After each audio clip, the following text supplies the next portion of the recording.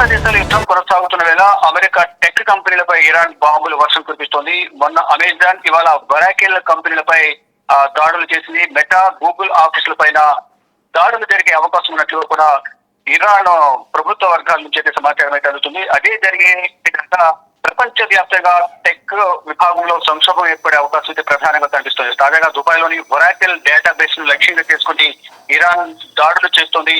తామే వరాకిల్ పై దాడి చేసినట్లుగా ఇజ్రాయెల్ రెవల్యూషనరీ గార్డ్స్ ఒక ప్రకటన కూడా విడుదల చేసింది. ఇక వరాకిల్ వ్యవస్థాపకుడు లారీ ఎల్లిన్సన్ కు ఇజ్రాయెల్ ప్రభుత్వంతో బలమైన సత్సంబంధాలు కలిగి ఉన్న నేపథ్యంలోనే ఇరాన్ దాడులకు పాల్పడినట్లుగా కూడా తెలుస్తుంది. ఈ దాడి విషయాన్ని దుబాయ్ ఇంకా ధృవీకరించలేదు.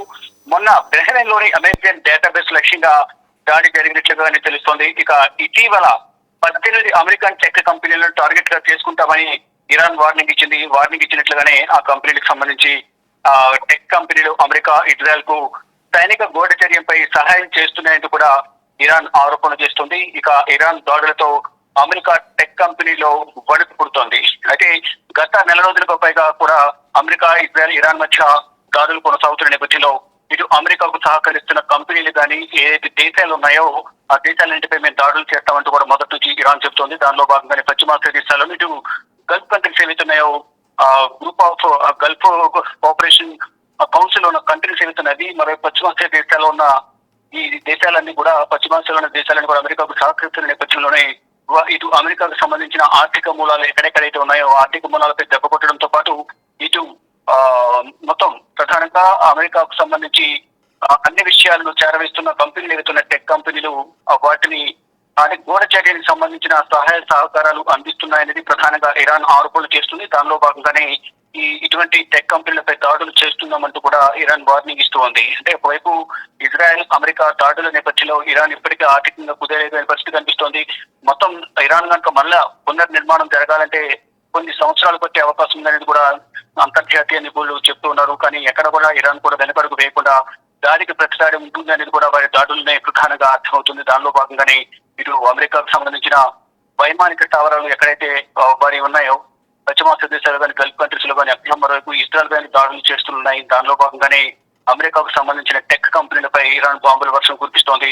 ఇటు అమెజాన్, వరాకిల్, మెటా, గూగుల్ ఆఫీసులపై కూడా ఇంకా దాడులు జరిగే అవకాశం కనిపిస్తుంది. ప్రజెంట్ అయితే అమెజాన్, వరాకిల్ పై దాడులు చేశాయి. ఇక ఫర్దర్ గా మిగతా టెక్ కంపెనీస్ ఏవైతే ఉన్నాయో వాటిపై కూడా దాడి జరిగే అవకాశం కూడా తెలుస్తుంది. ఒకవేళ అదే జరిగితే కనుక ప్రపంచ వ్యాప్తంగా టెక్ సంబంధించి సంక్షోభం ఏర్పడే అవకాశం ఉందని కూడా తెలుస్తుంది. మరోవైపు దుబాయ్ లోని వరాకిల్ డేటాబేస్ ను కూడా టార్గెట్ గా చేసుకుని ఆ దాడులు చేస్తుంది ఇరాన్. ఎక్కడికక్కడ దాడులు ప్రతిదాడులతో పశ్చిమాసియా దేశాలు ఇటు అమెరికా, ఇటు ఇరాన్, ఇజ్రాయెల్ కూడా అటుడుగుతున్నాయి. అమెరికా ప్రజలు కూడా ఆర్థిక సంక్షోభాన్ని ఎదుర్కొనే అవకాశం ఉందని కూడా తెలుస్తోంది. ఇప్పుడు యుద్ధం వల్ల అక్కడ కూడా ఇప్పటికే కొంత ఇబ్బందికర వాతావరణం ఏర్పడింది. ఇటు ఇజ్రాయెల్ లో కూడా ప్రధానంగా ఇరాన్ చేసిన దాడుల వల్ల ఆర్థికంగా ఇజ్రాయెల్ కూడా చాలా వరకు నష్టపోయింది. కానీ ఈ రెండు దేశాలు పశ్చిమాసియా దేశాలతో కంపేర్ చేస్తే మాత్రం ఇరాన్ మాత్రం ఆర్థిక సంక్షోభాన్ని తీవ్రంగా ఎదుర్కొంటుంది. అనేక మంది ప్రాణాలు కోల్పోయారు, లక్షల సంఖ్యలో ఇళ్లను కోల్పోయారు.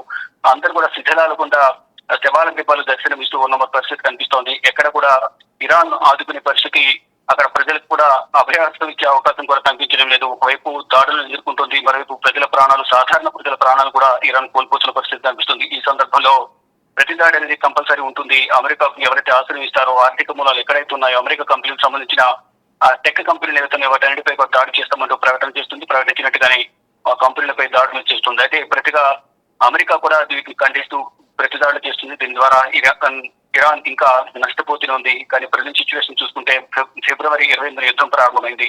ఇప్పుడు ఏప్రిల్ 3వ తేదీ, అంటే దాదాపు నెల రోజులకు పైగా కూడా యుద్ధం కొనసాగుతుంది. ఒకవైపు షరతులతో కూడిన యుద్ధ ముగింపుకు సంబంధించి అమెరికా, ఇరాన్ ఒకరికొకరు సవాళ్లు విసుకుంటున్నప్పటికీ కూడా ఇప్పట్లో యుద్ధం ఆగుతుందా లేదా ఆగకపోతే భవిష్యత్తు ఇంకే విధంగా ఉండబోతోంది. ఇప్పటికే ఆర్థికంగా బాగా నష్టపోయిన ఇరాన్ కు ఇంకా ముందు ఇంకా నష్టాన్ని చూడాల్సి వస్తుంది. ఇంకా ఎన్ని వేల సంఖ్యలో ప్రాణాలు కోల్పోవాల్సి వస్తుంది అనేది కూడా అక్కడ ఉన్న ప్రజలు కూడా తీవ్ర ఆందోళన వ్యక్తం చేస్తున్నారు. మరోవైపు అమెరికా సైన్యం యుద్ధానికి వెళ్లేందుకు భయపడుతున్న పరిస్థితి కనిపిస్తోంది. మీ ఈగో ఫీలింగ్స్, ఆధిపత్య పోరు వల్ల మేము ప్రాణాలు కోల్పోవాల్సి వస్తుంది అనేది కూడా అమెరికా సైన్యం, ఇటు ఇజ్రాయెల్ సైన్యం కూడా వ్యతిరేకత వ్యక్తం చేస్తున్నారు. గత వారమే రెండు దేశాలకు సంబంధించిన ప్రజలందరూ కూడా వీధుల్లోకి వచ్చి ఇటు అమెరికా అధ్యక్షుడు ట్రంప్ వ్యతిరేకంగా తెలియజేశారు. ఇటు ఇజ్రాయెల్ ప్రధానమంత్రి బెంజమిన్ నెతన్యాహుకు వ్యతిరేకంగా కూడా రోడ్లపైకి వచ్చి నిరసన తెలియజేసిన పరిస్థితి కనిపిస్తోంది. కానీ ఏదైనా మటుకు కూడా ఈ యుద్ధం వల్ల భారీగా నష్టపోయింది మాత్రం ఇరాన్ ఆర్థికంగా, మరోవైపు ప్రజల ప్రాణాలు కూడా కోల్పోయింది. దీనికి ప్రతీకారంగానే అమెరికాకు సంబంధించిన టెక్ కంపెనీలపై ఇరాన్ దాడులు చేసినట్లుగా అర్థమవుతోంది.